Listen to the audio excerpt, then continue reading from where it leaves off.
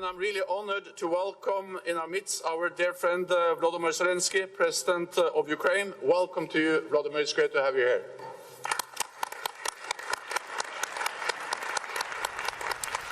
NATO Secretary General Jens Stoltenberg a few moments ago kicking off the first meeting of the new NATO-Ukraine Defense Council during a summit in Lithuania. After that statement, very moving statement, and this standing ovation, he criticized the format of the All-Star game. Okay, no, he didn't. And said, like Sam Stein, there should be a bunting contest. No, he didn't. It comes just one day after NATO rejected a plea from Ukrainian President Zelensky to immediately admit his country into the alliance, pushing that invitation down the road. Joining us right now from the NATO summit in Lithuania, White House National Security Advisor Jake Sullivan. Thank you so much for being with us, Jake. Why don't we start with the history that was made during this summit?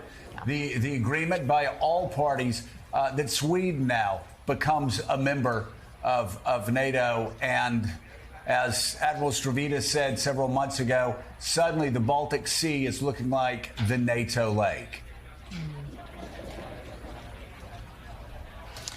Well, first of all, thanks for having me, and greetings from Vilnius, Lithuania, where this NATO summit is unfolding as we speak. And yes, we came into the summit with a real head of steam when Turkey agreed to send the ratification protocols for Sweden to their parliament, meaning that Sweden will become the 32nd member of NATO. And the significance of this, since last year, having Finland and Sweden, two historically non-aligned countries, decide after decades that they are going to join the NATO alliance, it will make it larger than ever before, more energized than ever before, and more united than ever before. And to the point about the Baltic Sea, we now have Finland in the alliance with a 800-mile border with Russia that shows that what Russia has done in Ukraine and the response of the West to it has only complicated life for Russia, and the cost that it will pay in terms of security, economics, and in other ways will show that this kind of aggression cannot pay. So, Jake, obviously there's the big issue of Volodymyr Zelensky being concerned about the way Ukraine is being framed in terms of its readiness for membership to NATO right now. And, you know, President Biden pushing it down the road. But the NATO treaty has 3 requirements for membership. Are they not meeting those requirements?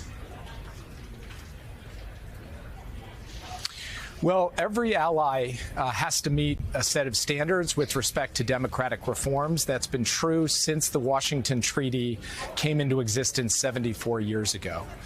And what President Biden has said, and many other NATO members have said, and what all 31 members signed on to in the communique yesterday, is that admitting Ukraine to NATO today would mean that today NATO would be at war with Russia. It would mean the United States would be at war with Russia. So President Biden was not prepared to take that step today. But what he also said is that Ukraine has made substantial progress on democratic and security sector reforms, and that further progress will put Ukraine in a position where the alliance can invite it into membership. The alliance was clear yesterday on a very simple point. Ukraine's future is in NATO, and we will continue to work with Ukraine on the path towards membership.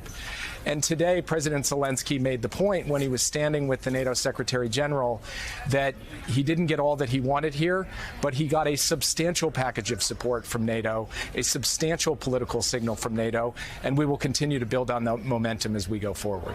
Jake, good morning. I think it's fair to say that President Zelensky was furious yesterday and in a very public way calling NATO weak, saying the failure to admit Ukraine to NATO invited further terror, as he put it, from Russia. He went on and on. For a nation in the United States that's given some $40 billion and pledged new arms, as you say, and will be there till the end with Ukraine. What do you expect the private conversation today between President Biden and President Zelensky to be like? What is the message? What is the response to that anger we saw from President Zelensky yesterday? Well, as you mentioned, President Biden and President Zelensky will meet. They'll have a tete-a-tete in a couple of hours in the building just behind me. And President Biden will do what he always does. He'll be straightforward. He will say to President Zelensky, this is my rationale for the decision that NATO took yesterday, and this is the support that the United States will provide you in very practical terms. And just before they go into that tete-a-tete meeting, President Biden, the leaders of the G7, and President Zelensky will all stand together before the cameras and announce a declaration of long-term security commitments where the United States, based on a similar kind of approach we use with Israel, is going to make a firm commitment to Ukraine that not just in this current conflict, but over the long term, we will provide Ukraine with the means it needs to defend itself and to deter future aggression.